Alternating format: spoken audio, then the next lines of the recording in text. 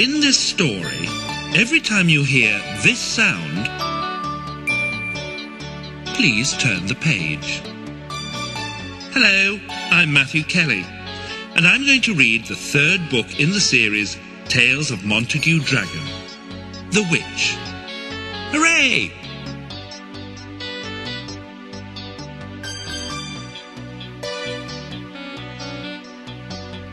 In times long ago, when the world was still young, the tales of young Montague Dragon were sung. So go find a soft cushion or comfy old chair, and I'll tell you a tale both of cunning and dare.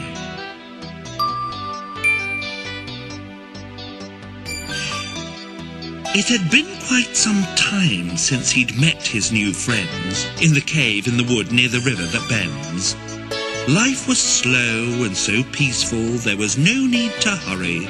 For once in his life, Monty hadn't a worry. He'd so many good friends in this beautiful land, like Burrows the rabbit and his happy band, Wallace the badger and his cousin Sims, Otters Betty and Doris, identical twins. Flurry the hedgehog was adored by them all, but when she was frightened, she rolled into a ball. Monty spent many hours dozing in the sun, with the green warty toad fast asleep on his tum. His birthday was soon, how time quickly goes by, for when dragons are 9, then at last they can fly.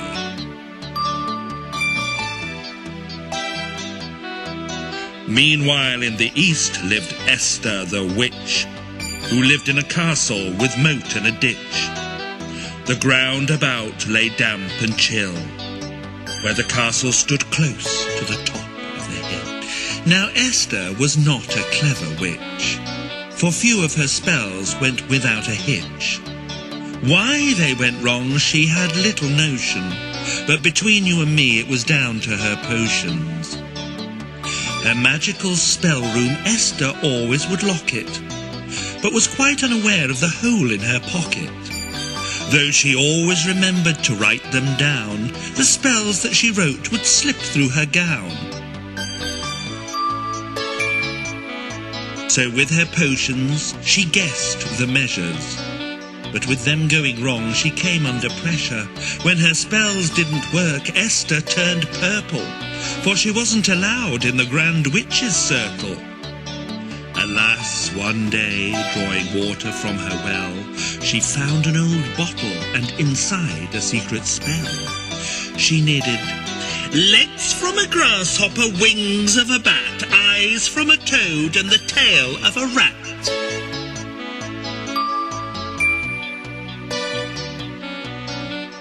Ha ha ha ha! Cried Esther the witch.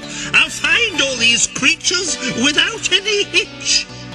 Telling Lubrush her cat that she'd be back soon, she flew into the night on her magical broom. She flew due west throughout the night, till a warm land below came into sight. It was just before dawn that she captured a bat and kept it imprisoned beneath her hat.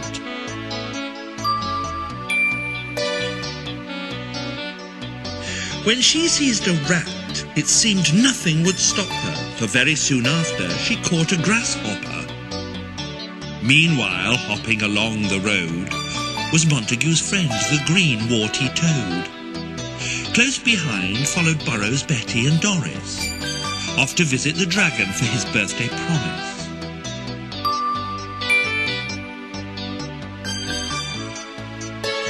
Suddenly, a dark shape swooped down from the sky, and as the witch grabbed the toad, he let out a cry. Run and fetch Monty, he'll know what to do, croaked the green warty toad with his face turning blue. Esther pushed poor toad beneath her hat and told him, We'll have no more of that. I've caught all your creatures without any trouble. You'll stew in my pot from simmer to bubble.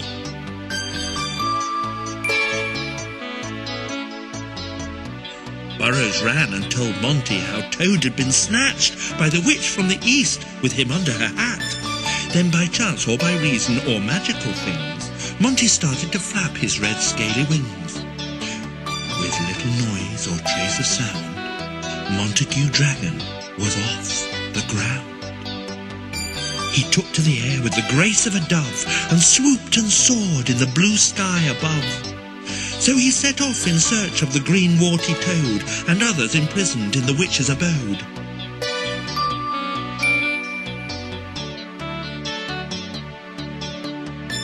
As the top of the castle loomed ever near, poor rat, bat and toad were shedding a tear. They huddled together and silently wept, while the grasshopper lazily, snoringly slept. Esther put the creatures beneath a glass jar, but she didn't see Monty approach from afar. Stoking the fire beneath the pot, she waited until the water was hot. Then a spark hit the floor as a cinder burned, but the witch didn't see it as from the pot she turned. She was wearing no shoes, with little on her feet. As she trod on the cinder, she let out a shriek. Esther cried as she hopped, holding her toe, when Montague heard all the fuss from below. He flew to the tower and saw such a sight, the witch hopping round with her sock alight.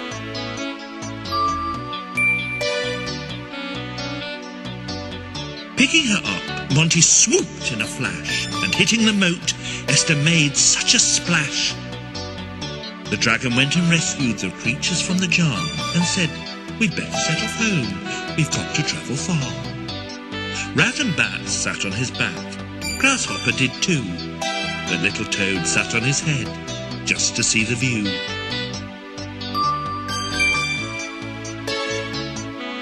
The witch, she learnt her lesson. One thing she understood: no spells or potions anymore. She finished with witching for good.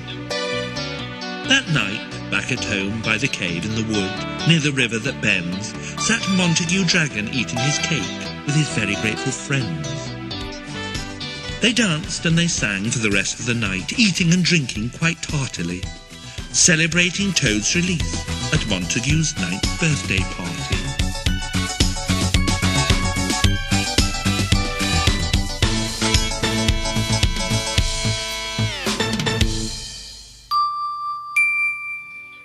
You may wonder why Montague never grows old when his magical tales and adventures are told. He still flies about us both happy and free. Dragons live forever, you see.